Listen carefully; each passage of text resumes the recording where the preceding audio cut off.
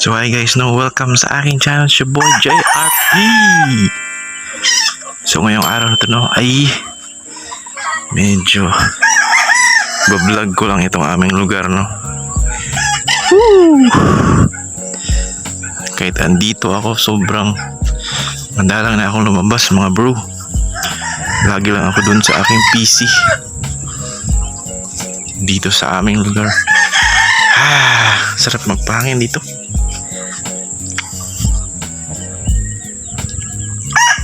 Wala na mga bro, para ng naubos ng bahay rito.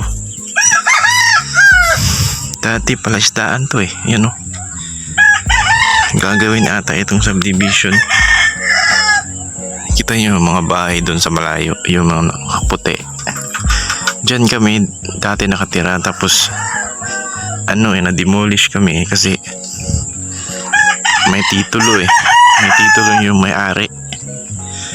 So I think it takes mga 10 years plus bago kami in-inform, tapos after 10 years parang na-demolish na kami, pero binigyan naman kami ng relocation. So dito sa relocation, grabe, dikit-dikit ang mga bahay yan tingnan nyo mo, maraming bahay dyan, dikit-dikit dyan. Yan ang pinsan ko. Dyan kami nakatira bro, sa looban. Gusto ko magpahangin, dito lang ako lumalabas sobrang daming damo. Kasi andyan, maraming tubig dyan mga bro, kasi noon daming bangus dito, tilapia.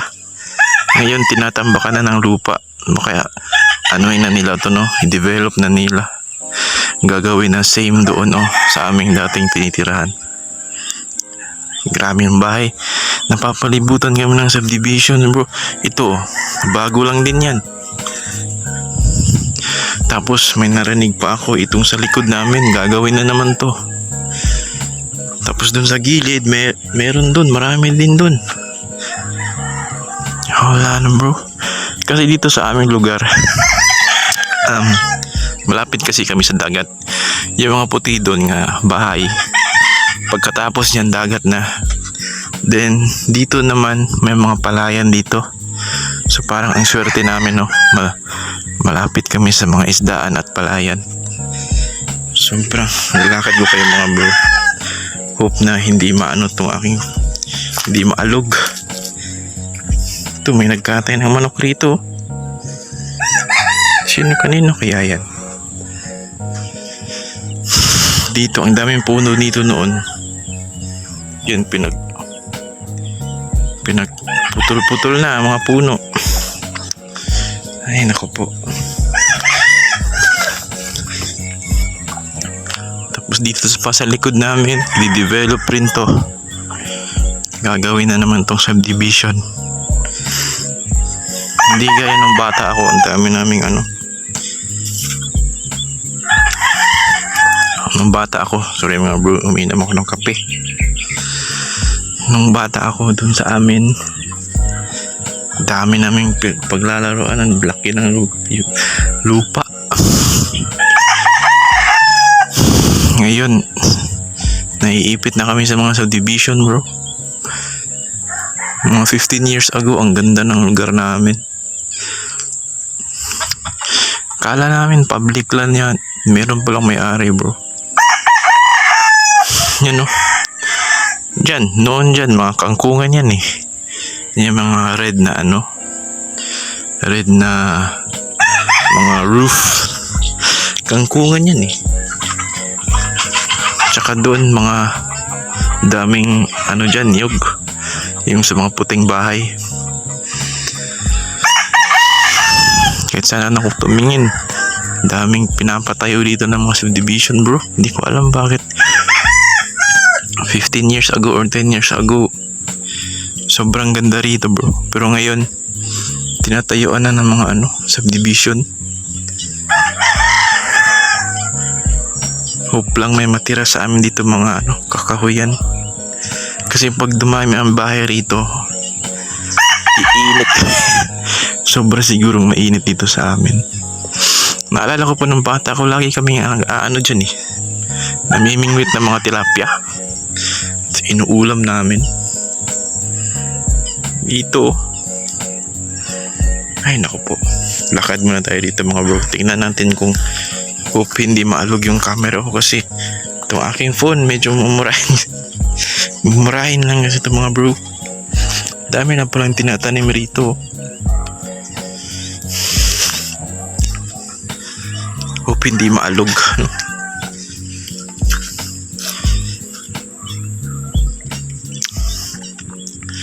Ikot-ikot lang ako bro.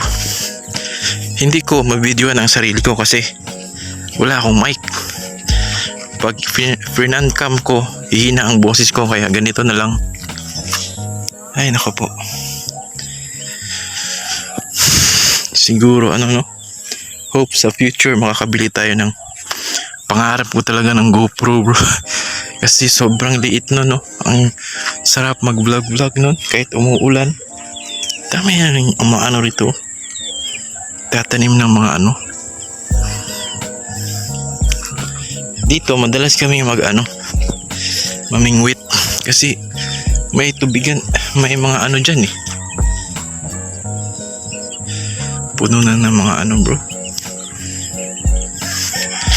Ito tatambakan na yan ng mga lupa, ang dami dyan. Tambakan na yan ng mga lupa bro. Ngayon lang to dumadami ang mga mga talahib, may aso bro. Takot pa naman ako sa aso, baka yung aso na yan tatakutin lang natin, babatuhin natin.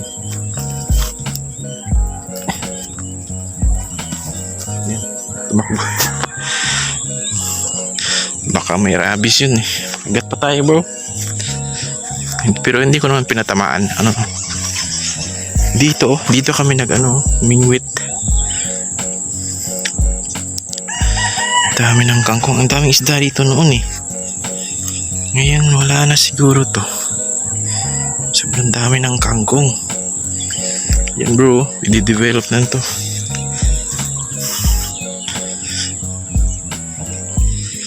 Babalik na tayo bro no?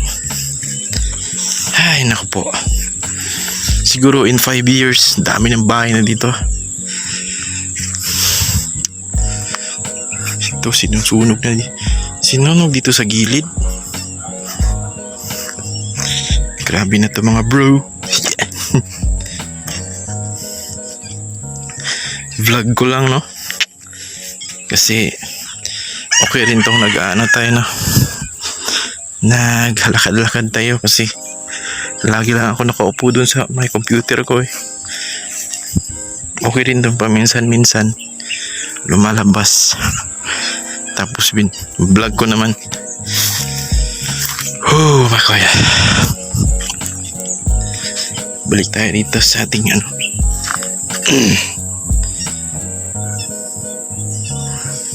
Yan o. Daming kangkong. Bihira na talaga ako lumalabas bro. Kahit taga dito lang ako, bihira na ako lumalabas. Kahit tabi. Kasi sayang din eh.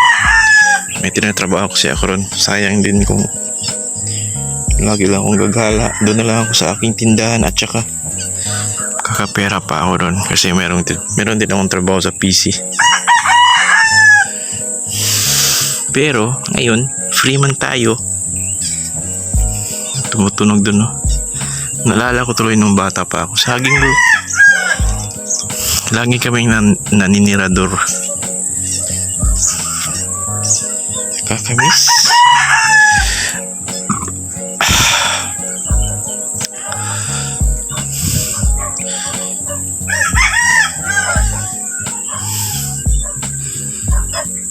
Sino kaya ito humaharvest nitong mga kangkong rito? Naku po, itong saging na to kailangan kunin na to kasi may ibang kukuha nito.